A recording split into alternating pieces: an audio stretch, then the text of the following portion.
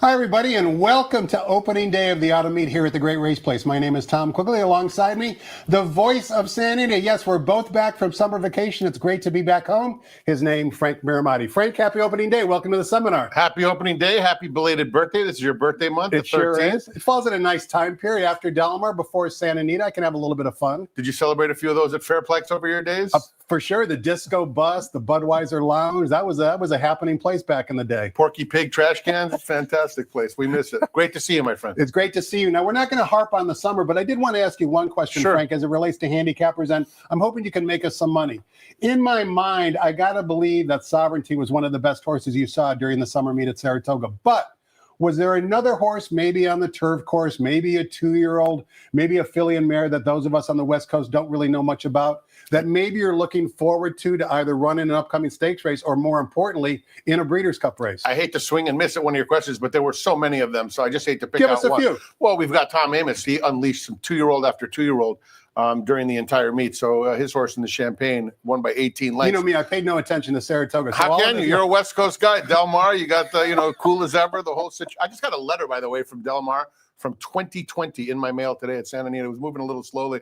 It was a warning. It wasn't a job offer, was it? No, it was not. No, that was certainly not the case. They weren't going to offer it then. They're not going to offer it now. That's besides the point. But that was crazy, man. I opened it up. It was from Mac talking about that there's no media guide this year. You talk about slow mail, man. I thought it was a spoof. I'm like, where am I? But Tom Amos, 2-year-olds. yeah, Tom unleashed a lot of 2-year-olds, and that was really great because he's, of course, a colleague of mine on the shows out there, and just he's so good at what he does, and to be able to do both jobs so well. So I'm proud of him. And but Sovereignty, you said one of the best. He's one of the best horses I've ever seen.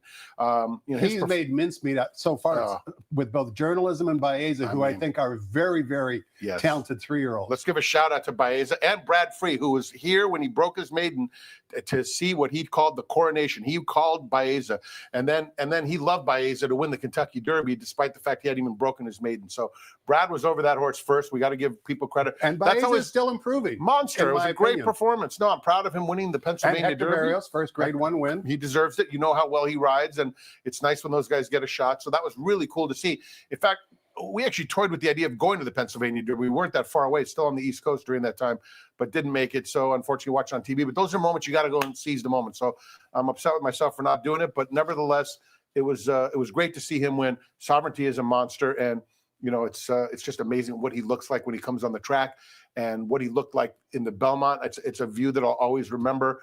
It's one of those, there's many, little things in your life, right? When they turned for home, Journalism had made that huge move. It looked like he was home Jerome, because at that point, Journalism was making his move while Sovereignty was in between horses, and it wasn't clear as to what he had at that point. Junior was sitting on him, but all of a sudden he was 5th. So you don't know. Does he have something? Has he asked him yet? What's the story? But once he swung out, that look from the low booth at Saratoga turning for home, when he swung out, you knew it was over. The analogy I drew, which is probably not the greatest analogy, but it was like a coyote coming after a kitten at the top of the stretch. That was unbelievable, and just an adrenaline moment. You had bad news for Umberto, unfortunately. It was bad, but Umberto, like a gentleman, handled himself perfectly through a very, challenging campaign, and they very wisely stayed away from Sovereignty down the road. I mean, he was just in a league of his own and prepared to perfection, and just one of those magnificent horses in life. And when Baeza ran so well against him in the Jim Dandy, and just really, at the end of the race, I said, he ran lights out, but he ran into Sovereignty, and that's what it was all about. So to see Baeza validate his excellent form by going into Pennsylvania and making short work of that field, I thought that was really cool, and it was great for Santa Anita, because those connections, the CRK stable, John Sheriffs, who should be in the Hall of Fame, those type of people to win on the big stage and to prove that, yes, I knew what I was doing. And you think about it you think about John Sheriff's style. For him to even go out and try the Kentucky Derby multiple times, it's against his normal deal. He only goes when he's ready to roll. You know what I mean? And so for him to send this lightly raced horse out there, and then to get the validation with that big win, the whole thing was super cool, and I'm very proud of them. And we certainly, obviously, the CRK stable, they're not shy when it comes to spending money for horses. Coming up this weekend. Well, they're monster horses, and those guys, I remember a horse named Exhale. He never made it, but he was a horse I had picked to win the Derby early in his career. They've always had beautifully bred horses, and they can write checks with many zeros on those checks, and they do what they need to do. So when we see our owners and our connections and our trainers succeeding in races around the country, it makes us all proud, and it makes us want to root for them at the Breeders' Cup at Del Mar. You mentioned Tom Amoss with 2-year-olds on today's card of the 9 races. We've got 5 maiden races. Do you personally like maiden races to handicap? I love them. As a matter of fact, when I was working at Louisiana Downs between 2000 and 2006, about 2003 or 2004, the Equibase man there, the great JT, long shot handicapper Jeff Taylor, one of the coolest cats of all time. He used to write he was one of the main writers for the Closer Looks for the Daily Racing Forum. And Louisiana Downs was a bridge track between the morning tracks and the afternoon tracks. And so what happens is the Closer Look on the right column of the Racing Forum, you have to write those in a very short period of time. They draw, the past performances are ready, and then a couple hours later, they're going to print. So the guys working there, they did a lot of those. Anyhow, long story longer, they ended up hiring me, and they pay you per race. And I remember the gentleman, Bill Howard, who worked at DRF and Vance and all them, they would say, like, hey, sorry to give you these maiden races. I said, no, give me the maiden races, because the maiden races, dig deep, right? Dig in, look at we have a great race of broodmare galore in one of our races. That's a monster race. Talk about Hall of Fame. Oh my God. So I love those races, and I loved writing about them, because at least who wants to write about a 20 thing, a Keeneland, you're maybe a 20, 25 claim. I'd rather write about the maidens, the luxury maidens that are unleashed over there. So during those meets, Churchill and Keeneland, I used to write a lot for those, and I had a fun time. I did that for a couple of years, and believe me, it was a labor of love. I didn't get rich doing it, but I certainly loved doing it, and I would do it in between races at Louisiana Downs, because that was the perfect time when the entries were drawn and when they were done. We had 30 minutes between a race, look through and have fun and anticipate what's happening and try to put some good words in there.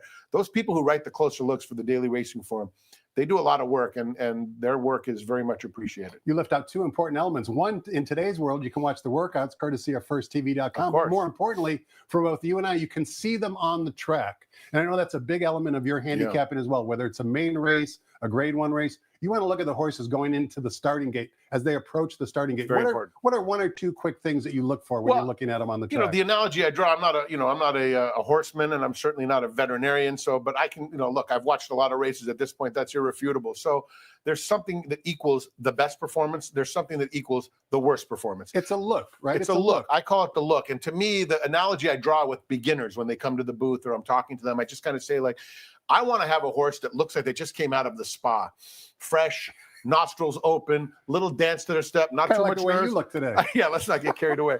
But basically, you want them looking good, feeling good, and you could see it, a little pep in their step. I tell you, I have an uncanny ability to spot horses on the track. My handicapping, you'll find out soon, isn't much. But when they're on the track, I'm telling you, I put myself up against among the best, because I'm the recipient of some of those texts. I see it, and it's like, they're not lying. And what you have to do there is ignore the form and ignore the odds, because sometimes you look and like, yeah, he looks good, but this horse couldn't beat me. All of a sudden they win. So you got to watch them. And look, we have a great team here, and I say it all the time, and I'm not just saying it to be nice. This is factual. Our team that is at the gate and around. Let's name them individually, because they deserve I'll tell you, the most underrated of all is Jessica at the gate. Believe me, I want to hear everything she has to say. And she's Jessica newer. Pfeiffer Gonzalez. Yes. Congratulations to her on her marriage. She got married while you were gone. Lucky Ricky. Ricky's a lucky man. Michelle Yu, horsewoman extraordinaire. She knows what she's looking at. I love when she's out there. I love her when she's on the road doing those assignments. Millie Ball. She's a horsewoman, and she's married to a great horseman, and one of my favorite horsemen, and an exclamation point, because he was Charlie Whittingham's assistant when Bob Baffert. When my favorite horse, Golden Pheasant, went to Japan, Tim Yakin. When I found that out, he was already one of my favorites, but just to know that he went with Golden Pheasant and won that. Golden Pheasant's my favorite horse of all time. Zoe Cadman. She's been on a few horses. She's not afraid, and she will tell you. And like, that's the thing. And as usual with everything in the world, the critics will try to take shots at everyone and everything. But if they want to win money, I would suggest they listen to these people that are at the gate, because they're watching them, and this is what they do for a living. Like, that's an edge. When you can get someone's knowledge for free and get an edge. And horse flesh is an extremely, some people, like, they'll be sarcastic and say this isn't a beauty contest. Well, guess what? When one of them pays $27.40, you start to think, man, maybe I should have listened to that. So you will see that, and I believe me, Jessica, of all of them at the gate, is lethal, because then she likes to bet, and she's not afraid to tell you that. So she's paying attention, man. When she starts talking about those Phil D'Amato horses, you want to open your ears. Seriously. Speaking of trying to make money, we're going to have Frank handicap all 9 races for us. But before we do any of that, I'm going to grab a quick sip of coffee. Frank's going to give us the early changes. When we return, we'll go through all 9 races. Thanks so much for joining us, everybody.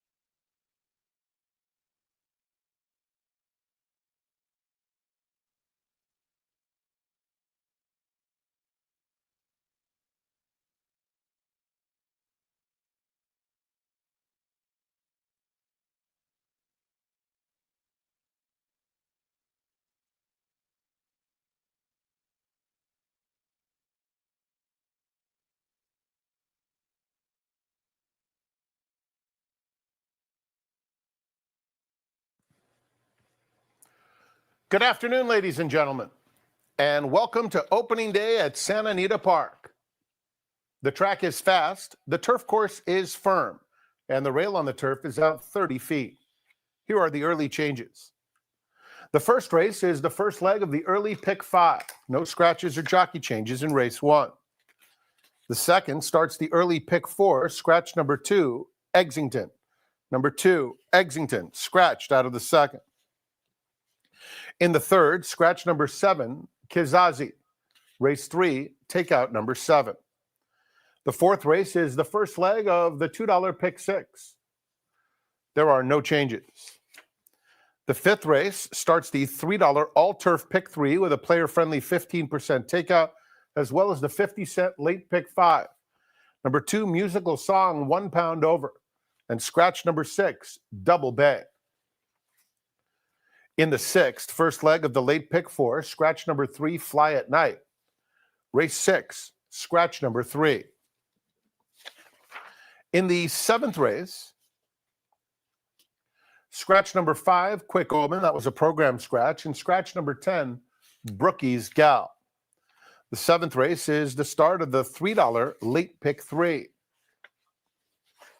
In the eighth race, start of the $5 late daily double, there are no changes. And in race 9, super high 5 wagering is offered. And just a couple of blinker notes in the finale.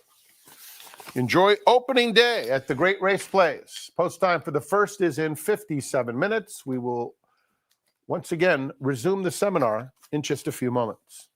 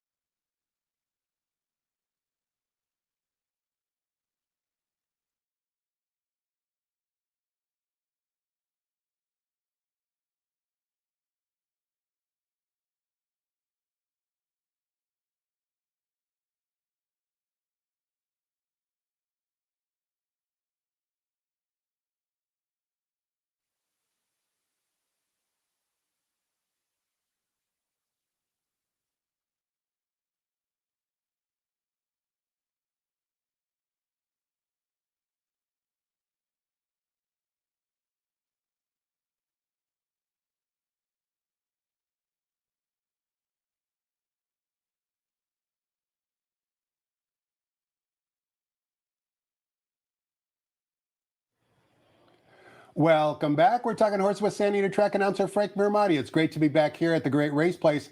And Frank, before we talk about today's 9-race card, 29 races this weekend, 7 stakes races, 6 of them graded, 5 of them Breeders' Cup winning year, and we're starting out with a bang in a hurry. This was the traditional Oak Tree meet of the past, and was always the prelude to the Breeders' Cup, many of which, and rightfully so, have been held here at the greatest race place. So this year, once again, at Del Mar, which is a fabulous venue as well. They do a phenomenal job at the Breeders' Cup.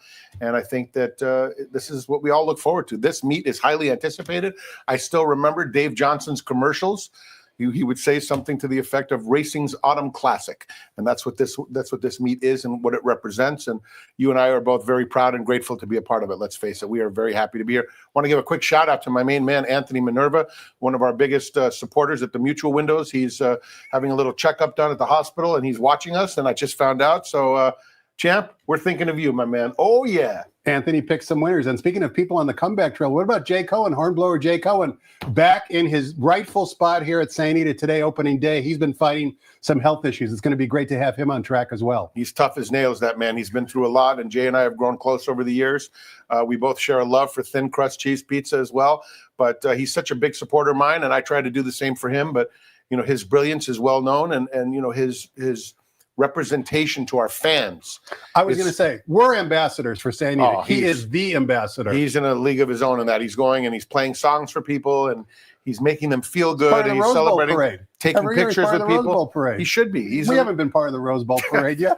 Not at all. All we're trying to do is sweat out the Rose Bowl. I mean, let's be honest. So, Jay is a big time part of our team. And, you know, his replacements, you know, he has made sure, you know, it's very important. If you're not going to be at your post, you want people in there who can do the job, and his team behind him as part of the top 3 and so on, and now 4 have all done a good job when he's absent. But there's nothing quite like having the man himself. Welcome back, Jay Cohen. Welcome back, JR. Let's give some winners to both Anthony and Jay. Kicking things off here in race number 1. We're sprinting 6 furlongs in the turf course for maiden special weights. The turf rails today are at 30 feet. This also begins the popular 50-cent early pick 5. There's a field of 6. Number 2, Joe's Candy, is a first-time gelding. The morning line odds maker struggled with who to make the favorite, but make no mistake, at the moment, the betting public has decided that number 1, DeCapo, is the current 6-5 betting choice. Talk to us about race 1. I have some price horses today, so don't worry. It's not going to be a chalkathon, but I'm going to go with the number 1 in here, DeCapo, who actually, was pretty good in his debut. He didn't break that well, but it wasn't a terrible start. It was a little slow, but he ended up finishing. He had a lot of interest, and he followed the winner home. The winner was the favorite that day, and he kind of followed him, ended up getting beaten 2 lengths, came back at Del Mar, 5 months later, and ran second, going a mile. Turns. I don't like that he gets the rail again today, but I believe his previous experience should help him. And I went for a little bit of a price in the 2, Joe's Candy, November of 2023. You know how long ago that was, Tom? Long time ago. Do you remember what you were doing in November of 2023? No, I was probably just, causing problems in some way. Getting ready for opening day at the Great Race Place. Yeah, it's a bad time usually for me, right? That's Thanksgiving at least, so it was a good week. Anyhow. That's a long time ago, but you're right. The fact they bring him back and protect him, geld him, first-time Lasix. I mean, blinkers off, the whole brigade. Gary Mandela, Twirling Candies are great on grass, and so, why not give this thing a little bit of a shot? On the 6, Reno. I got to give a shout out to Reno's sibling, Cairo Memories. I don't know if you remember her from Bob Hess. Of course. When she broke her maiden, she was a huge price with DeSormo, and then she came back and won. She won stakes here. She was a stone-cold runner. So even though Reno shows... DeSormo in the saddle? Yeah, it was Kent and Bob Hess. A combo that's been going on for 40 years. But the thing about this horse, Reno, even though he has kind of been beaten, showing lick but no stick in his sprint races, there is some pedigree there to suggest that maybe 2 turns, even though... I happen to think sometimes speed horses who stop are more dangerous going a little bit further.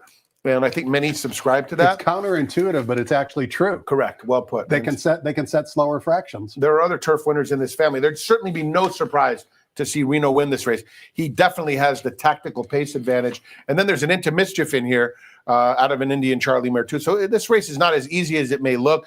DeCapo needs a little bit of help from a tactical standpoint because of the fact that he breaks from the rail and has shown a propensity to not come out of there quickly. But I do believe he's the best horse, and my boy Clocker Laz told me he was a snow cone, and he's paying attention to those kind of things. Race number 2, we're on the main track, 1 mile the distance for fillies and mares, $25,000 claimers, non-winners of 2 races lifetime.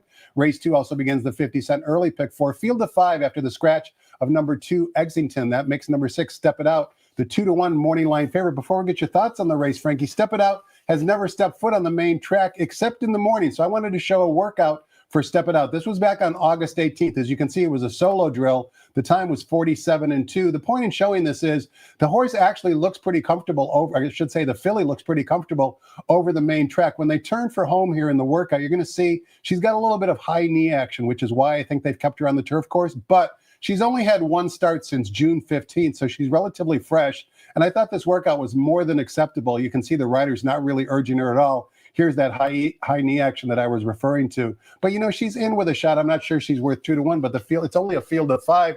Those are my thoughts on the race, Frank. But I think you like the same filly as well with the scratch. I do. I like Step It Out. I was going to go with Exington because Steve Miotti is as cagey as they come. But I think that maybe she just has too much class for these. And she's been claimed back-to-back times by she was claimed first by Sergio Morfin and then by Steve Knapp. Steve knows what he's doing. Again, there's not much to look at on the form of the other runners in this race, so I went 6-5 in that order. I will say this. The number 1 Perfect Life is not without a chance either, and I hate to give you 3 out of 5 horses. That's not exactly some deep handicapping, but this race is not as simple as it looks on paper. But Ruben Gomez and these owners, particularly Gary Fogner, they over the last year and a half, they've done better than they have, and they've won some races that in years past maybe you might draw a line through them. They've certainly put their horses in the right spots and had a couple of decent maidens. You know what Gary Fogner did for a living? No idea. I just know he has a musical note on his. I have no clue who he is. Well, you're very intuitive with the musical note. He actually owns a bar/concert hall in San Juan Capistrano. Nice. So he's been a lifelong fan of the game. I've met him many times. Cool guy. He's very cool. Really hip. That's really great. Cool. but obviously he loves the sport. You Does. see his name pop up all the time. They had a good run. Happy. I know that Evelyn Benoit wanted to buy, and I got a hold of them, and they're like, "We're not selling." I'm thinking like, I know. I felt bad even asking, but I said, "Look, she asked me to get a hold of you. You What got are to you do going what to you do? got to do. Got to go do it." Race number 3, we're traveling 6 furlongs to the turf course for maiden specialweight 2-year-old filly. Scratch the 7, Kazazi leaves us with a field of 7. Morning line favorite number 3, Umbrale from the John Sadler barn is 8-5 on the morning line. We'd be remiss, Frank, in not mentioning the ownership group for number 1, Surfing USA. Jeff Siegel and Eric Sondheimer, certainly 2 big supporters of the game. Jeff Siegel certainly referred to very affectionately as El Jefe of the press box here at San Anita. He's been around forever. Jeff, as we all know, has been fighting some health issues. We're rooting for him sentimentally. And certainly, Jeff, if you're watching and listening, we want to see you back here real soon. One of the greats of all time in this entire sport, complete legend. True gentleman. True gentleman. He was there when I actually called some of my first races in the press box at Hollywood Park. There was a horse, Kando, and I was trying to decide whether it was Kando or Can-Do, and he said, "It's Can-Do." I said, "All right, thank you." And I always remember that. But Jeff has been a huge supporter of mine as a track announcer since I've come here. I've always loved him, as you know, back to his Clover Racing stable, and then all the other things that he's done. 50-1 San Anita handicap. That wasn't good for me. Yeah, martial law, that made me nauseous. But I was happy for him. For Jeff? I didn't know him then, so I mean, I was like, yeah, this is gross. Yeah. But and then he did the great handicapper. Team Valor. I mean, he's been a big time owner. It's hard to stump Jeff. And also he brought some horses to Turf Paradise. Like he's a guy that he won. So like he's just look. Everyone loves Jeff Siegel. We certainly, my heart is with him. I hope he gets through whatever he's going through. And I don't know anything about it, but I know he's not. He's been under the weather. But Jeff's very smart at what he does. He knows what he's looking at. He has bought some of the great horses. My favorite horse, Golden Pheasant, had to get by one of his horses many years ago named Canitor, who was a giant horse in a great allowance race that included Fly Till Dawn back in 1990. So Jeff Siegel, certainly wishing him the best. They get Juan Hernandez today. They got to be live in this race, right? Yeah, evidently so. I mean, this horse, like, if you look at the pedigrees on these horses in this race, this is a race. And look, the 3 Umbrale, out of that unbelievable mare, Unique Bella, who put on some displays over here at Santa Anita that were just absolutely incredible. But she never ran on the turf, but on the dirt, she earned over $1.2 million. She was phenomenal. This horse was soundly defeated by a first-time Vacoma that was trained by Richard Baltus and was bet like a good thing and ran a corner. Buried this horse, Umbrale. But Umbrale was still good in second, so she certainly figures. But based on the pedigrees of the other 2 in here that are interesting, and I haven't looked at the workout, so I don't know, but I do know this. I'll start with number 8, Essential Lady. We've heard of that dam before. Oh, my goodness. Lady Shipman. She ran the low? Yeah, she had a lot of speed. And she earned almost $868,000 of her $900,000 on the grass. She produced none other than Golden Pal, one of the freaks of freaks. Earned $1.6 million, winning 2 Breeders' Cups. Just a beast. And now it's stud. And then the thing about her is she was also fast. That's one thing about her. When you look at her past performances, she had a whole lot of speed. And Essential Quality is off to a good start. He had a nice little summer too. So, this filly is interesting. The 5, Ramayana, is out of that amazing mare, Miss Temple City. Shout out to Bob Feld. Of course, the Feld family. I mean, Feld family, they always, they're under the radar. but they keep you posted when they do well. So Miss Temple City, Sean we got and Bob, plenty of updates, right? When Miss Temple City ran. And hey, you breed one that earns 2.7 or whatever it was. What was she? 1.6 million? Whatever she earned. A lot of loose change. A lot of cheese. She only had one sibling so far, one baby so far. Persia didn't do anything yet. But this one by Uncle Mo for Perry Bass and Ramona Bass by Uncle Mo, who is a monster himself. This horse and Miss Temple City was 2 for 2 at age 2. She beat the boys. I mean, we got some nice. This race has severe pedigree power. I went 8-5. I would not be surprised if the 3-1 Umbrale, because she's fast, so she has that edge. And obviously, Jeff Siegel and Eric Sondheimer. A legend in his own right. Of course, heck of a writer, man. He Los could write. Angeles Times, High School Sports. Absolutely, another legend. And there was a horse named Sondheimer many years ago. You're that sick gives us, with your memory. Oh, if we don't mention Jim Healy during this, it would be absolutely inappropriate. It would have to be a who goofed. I've got to know. Ain't my fault. That's it. Race number 4 begins the $2 pick 6, 5.5 furlongs, the abbreviated sprint distance on the main track. $10,000 claimers, non-winners at 2 races lifetime. Field of 7. Number 5, Kitten in Charge, one of 2 3-year-olds in the field, is the 2-1 morning line favorite for trainer Tim McKenna, taking a slight drop down in class. What say you about race 4, Frankie? I say this on the set at that time. If you're offended by language, be careful, because I believe Michelle will be screaming for Seeger, man, as he gets home. Hopefully her mic is muted. Mics are down. That's my favorite one. After you say You haven't something, lived until you've seen Michelle Yu root a horse of hers home. You have not lived. Yeah. It's fun. Michelle Hansen, Michelle Yu. That's all. Of course. Interchangeable. Her celebrity name, Michelle Yu. Exactly. But her great hubby and terrific sire himself, Mr. Ryan, No doubt. coming with 2 great babies. 2 soccer stars is the word on the street. Those kids like to move around and swim and do the whole thing. But I like Seeger, man. I think he fits here. I think he's the right horse, and he should take care of business. The 7, Spirit, is for Jerry Wallace. Wallace had 2 in here, didn't he? I thought so. Maybe the 1 might be dangerous too, right off the claim. So I thought 6, 7, interesting race in here. I'll tell you why I didn't pick the 5, Kitten in Charge, because obviously Kitten in Charge figures 2, coming out of a race where there were 2 wins, 2 seconds out of there from only 5 to run back. So that horse exits a very productive race. But I have a strong angle that I do believe in, and so therefore when I pick against that angle, it's a conflict to what I strongly believe. So this is a handicapping lesson, not necessarily definitive for this film. I would say, like, if you're spreading, like, you have to use the 5, but I just can't pick that horse anywhere because it's called the second time dramatic drop. Once they take the plunge, and this horse definitely took the plunge last time out, went into 16 non-2 lifetime, nowhere to be found. Even if this horse was second beaten and nose, once they take a big drop, I hate them in their next subsequent start. Particularly if it is a drop, which it is here. But even if it's like, let's say a horse drops like from 40 to 10, runs second, and comes right back and looks, and even got claimed, no thank you. I don't like because I always believe when they take that big plunge, that's the moment. I mean, that's it. You're going to get what they have, and regression is likely in its next start. Race number 5 begins both the 50-cent late pick 5 as well as the $3 altar pick 3. Race number 5 also is a split of race number 9 with the exact same conditions. Those conditions are 1 mile on the turf course for maiden claiming fillies and mares in for a $50,000 tag. Once again, scratch the original post-time favorite. Number 6, Double Bay, leaves us with a field of 6. Number 7, Justifar, coming off the layoff for trainer Mike Pipey, is the 5-2 morning line favorite. Give us your thoughts on race 5, Frank. Mike Pipey, in addition to being one of the great trainers and trained one of the best horses I've ever seen, Old Trieste, without a bad foot, he could have won the Kentucky Derby. He certainly could have won the Breeders' Cup Classic. Absolute freak show out of the great mare, Lovely Erlinda. Mike Pipey did everything he could. Gary Bazans. Yes, Gary Bazans. Give him a start. My buddy Touchdown Tony, who passed away last year, one of the saddest things ever, my age, healthiest guy ever, just got absolutely ravaged with cancer. And but he and I both watched Old Trieste work 7 furlongs one day. We were both obsessed with Old Trieste way before I was working this business, obviously. But those 2 guys let us come and watch at the top of the stretch, and watch a 7 furlong work. It's one of my favorite memories. But here's the thing.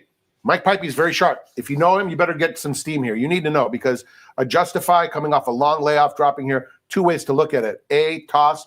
B, like Mr. and Mrs. Larry Williams, they can't keep a million horses. So you got to put them where they belong. She was obviously not some superstar, but maybe she's better than these. I went with the 4 Without a Pout as my pick for Rich Baltus. I thought this horse, putting the blinkers on, has a chance. You know, she's been defeated at this level, so she's certainly no standout. The 1 Church Lady, also no standout. If the 7's ready, she would demolish both of those 2, but that's a big if. If you know Mike Pipey, this is the time when you phone a friend. Race number 6 begins the 50-cent late pick 4. We're sprinting once again 5.5 furlongs in the main track. Maiden claiming Calbred, fillies and mares in for a $50,000 tag. Scratch the 3, Fly at Night. Leaves us with a field of 8. The runner on the bottom, number 9, Gaddafi, is the 9-5 morning line favorite for trainer Tan Blacker. Talk about good trainers, good stallions, the whole 9 yards. Here's another example. Dan the man. Pretty much has it all. A tremendous man, and the husband of the great Christina, who, of course, did most of her work early on. Let's give credit to Amy Zimmerman, who brought her in at HRTV. Discovered her. And she is a superstar and an unbelievable mom and just a great woman. Dan's got Straight No Chaser in the sprint tomorrow. He's Good got for a busy him. weekend. You got to root for Dan the man. How can you not root for Dan? You rooting for Dan the man in the 6th? I have to. I mean, this horse is really, if you've been betting Gaddafi, you're not exactly cheering at this moment because you've gone down at 4-5 twice and 2-1. You've taken a beating, a bath that did not involve Mr. Bubble. But this horse is drawn outside. I can't tell you that I picked this filly before Fly at Night was scratched. So with that rival out of there, this has got to be single. That you just basically as they go into the gate, they should bring up the violins. It's now or never. I mean, come on. It's time for Godavari to graduate today. The 7 Newport Dreams, I almost picked on top to be like, try to be a little sharp. Wise guy. Yeah, but the horse ran okay. Look, if you think about it, with Emily Ellingwood aboard back in October of 2024, this horse ran a good second, came back next time out, and that 4th was not a bad effort. It was a very honest effort there. Gets Lasix for the first time. If Godavari, doesn't have that knockout punch, and we've seen her lack it in the past, I think getting to the dirt, outside draw and everything, I mean, seriously. Now or never time. She's got to win. I mean, you got to take the 1-2, hold your nose, and just deal with it. But Newport Dreams, 9-7 might be the cold punch. Race number 7 begins the popular $3 late pick 3. We're sprinting 6 furlongs on the turf course for Calbred fillies and mares. Allowance optional claiming types, non-winners of 1 other than 2 scratches. Program scratch of the 5. Also take out the also eligible number 10, Brookie's Gal. Leaves us with a field of 8. Number 9, Lady Gregory from the Jeff Mullins barn is a 3-2 morning line favorite. Before we get your thoughts on the race, Frankie, you wanted to show a workout. This would be for number 6, Freva, which is back at Del Mar on August 21st. Before we show the replay, I should say, why did you want to show this particular replay? Because I think when you watch this, to me, the thing I left with, I watched it closely, was that it looked like Press Your Luck really ran the best race coming out of there. But in hindsight, Freya was nowhere. And that's what I think you want to pay attention to. That all of a sudden, from being nowhere, she got beat, a nose? By Press Your Luck and finished unbelievable. So I love the fact that she did that at 5/8, and it makes me think there's upside. Additionally, in that same race, our buddy, Nick Casado, who's spent many a dollar in the Eddie Logan suite, and is the co-breeder of Magical Miss. I always excuse a horse, excuse me. Magical Miss broke her maiden at a nice price at 10-1 at Del Mar. Came back 18 days later. I didn't find one visible excuse other than, think about it, this horse never ran, comes back real quick, and has a right, was in it, was bet the 3-2, and she just, there's no strong angle that says, out of this replay, she should win. But she was coming back quickly. She's fresh now, and she won at first asking. She has talent, and so why not? So I want you to watch both number 6, Freya, and number 4, Magical Miss. They come out of the same race, and you can decide for yourself what you think. They're going to break from post positions 2 and 8 in this replay we're about to watch. But there'll be numbers 3 and 9 in the actual race. 3 and 9 in the actual race. But you're right. They are post 2 and 8, but the numbers were 3 and 9. Let's listen to Larry Colmus describe the action on August 21st. They're off. And a good start for Quick Omen, who goes out to the early lead in company with No Cap, who's right alongside. Outside of those, Goodnight Nelly, Marinda, and Magical Miss on the far outside. Break of 3 to Press Your Luck, and then back to Freya. Darlin Temmie is last of them all. Quick Omen on top as they race for the far turn. No Cap on the outside, second Marinda. 3 deep running in third as they make their way around the turn. Then a break of another 2.5 back to Magical Miss. Fourth trying to come and get them. Then Goodnight Nelly to the inside. Press Your Luck comes 1 off the rail. 3 wide is Darlin Temmie, and they're coming to the top of the stretch. Marinda to the outside of No Cap. These two with No Cap in front. Marinda second at the 8th pole. Magical Miss is third to the outside. Then Press Your Luck and Darlin Temmie on the far outside. And closing through down toward the rail, a late run from Goodnight Nelly. But it's No Cap. And that's the truth. What? Frank, as you articulated, Freva was last turning for home and then finally found her running shoes late. She was in the photo there, finished a good second at odds of 5-1. You like her best in this race. I do, and I'm going to take the Slam Dunk filly second. I think she has every right to improve with that experience. Race number 8 begins the $5 late daily double. We're traveling 1 mile on the main track for $10,000 claimers. Field of 8, morning line favorite off the layoff. Number 3, Mystic Flyer from the Michael McCarthy barn at 2-1. Talk to us about race 8, Frank. This number 7, Big Spin, had 1 chance over this track. It was not a great performance, but if you look at the others in here, I think the price of 10-1 is very tempting, and so I went with the number 7 on top. The 8, Sakil, is a logical contender for Vladimir Starin.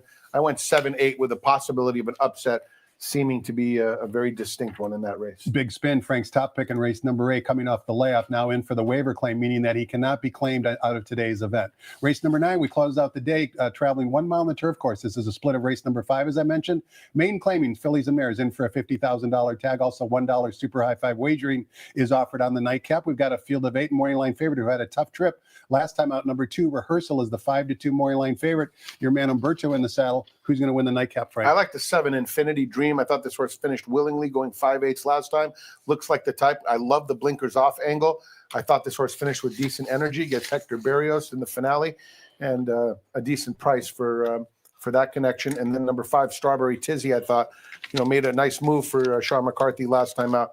8-1, pretty tempting to get involved. The favorite certainly figures, but I don't want to take 4 to 5 on a horse who's trouble prone. 7 and 5 to close it out for Frankie. Frank, if that wasn't enough wagering action on today's card, there's a couple other wagers that you're well aware of that combined races, both from Gulfstream Park and San Diego. Let's take a look at the graphic for both of those. First of all, the popular Coast to Coast Pick 5. Every race day here at San Diego, Frank, you announced the payoffs for the Coast to Coast Pick 5. You have a very good memory. A lot of times that is easily 5 figures the payout. Many, many of those. And as my man Nicky Pick 6 likes to say, coast to coast, jelly and toast.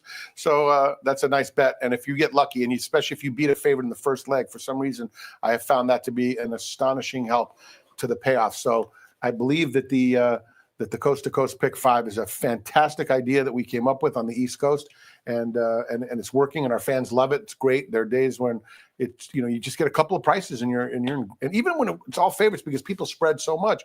That's the thing. If you like a bunch of chalk and you maybe pay it for $2 instead of $1, I love that bet. Great bet. And a lot of players do as well. So thank you for your wagering support. The new wager that we saw in that graphic is the $1 Sunset 6. That's a pick 6, traditional pick 6, not a jackpot type of wager. It combines the last 3 races every day at Gulfstream Park with the last 3 races here at San Diego. A $1 pick 6, effectively with a low 15% takeout. That's going to be a fun wager as well because it has carryover provisions. It plays like a regular traditional pick 6. I love it. And I'll be calling Pete Aiello more than I already do to try to find out what's going on. And my good friend Samantha G. Perry, who's doing a phenomenal Nicoletti job. might come in handy, I saw Ron. right? I actually saw Ron on the East Coast. I was so happy. He looked he's a great. legend. He's a legend. Called her, man. He came into the booth at Hialeah and told me, by the way, you could take those windows out. They were like foggy windows, plastic. I'm like, I can't see anything. He goes, hey, those come out. That was in 1995. That was a big help. I love Ron Nicoletti, but he looked like $1 million. I was so happy that he's doing okay.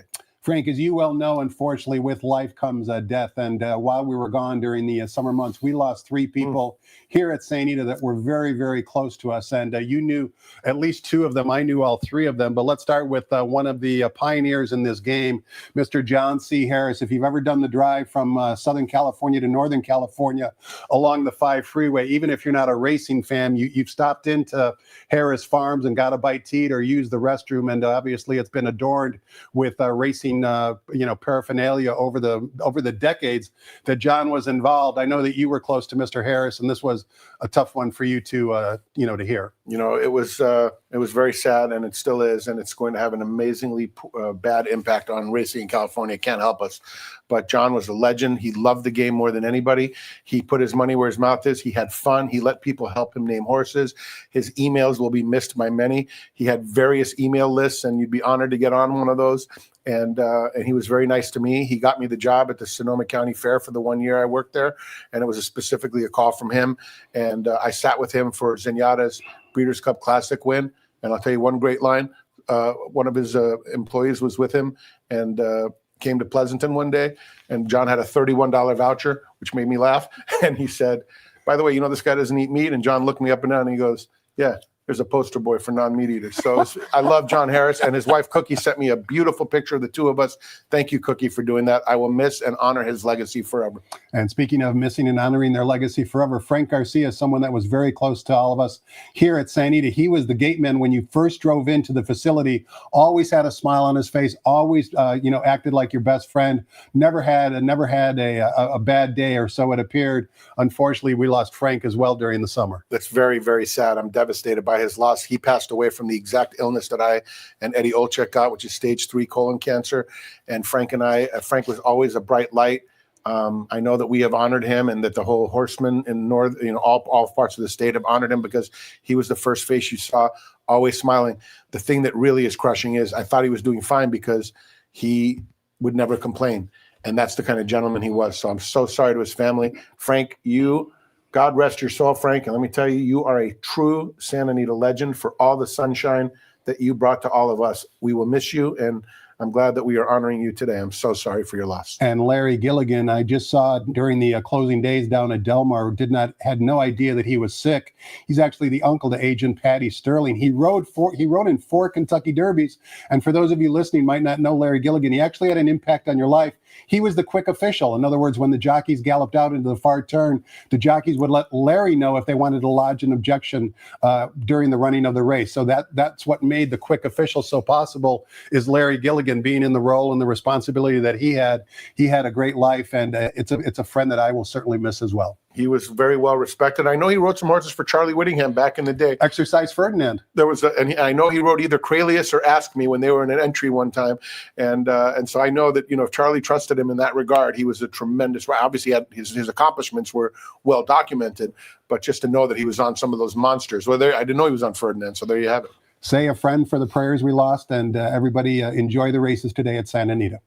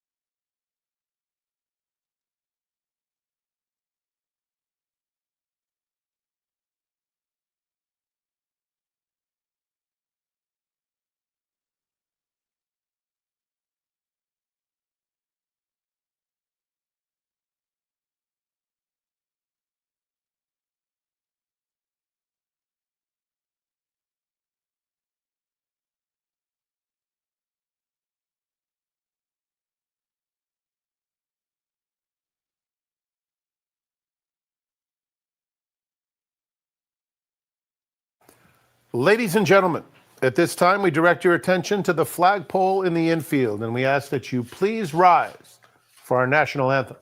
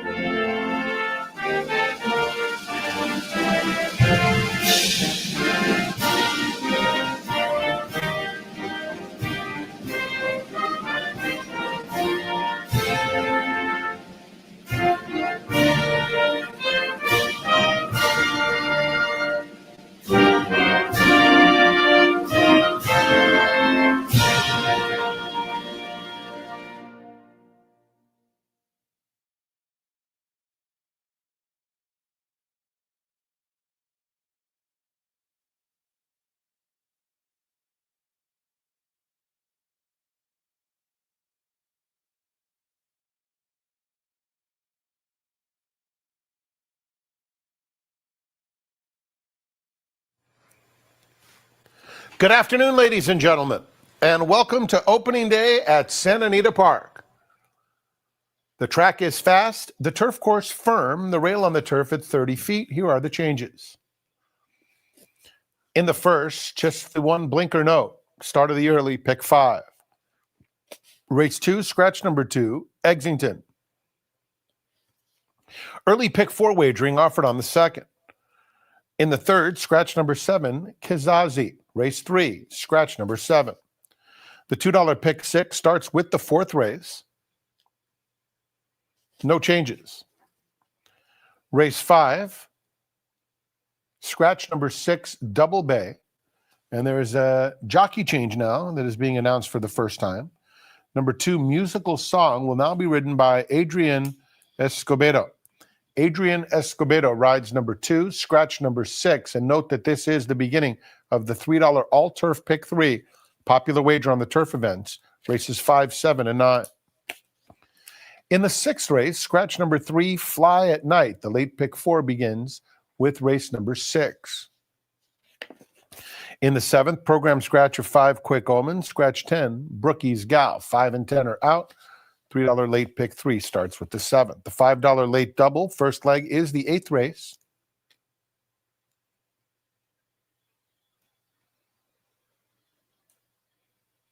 And in the 8th race today, there are no changes.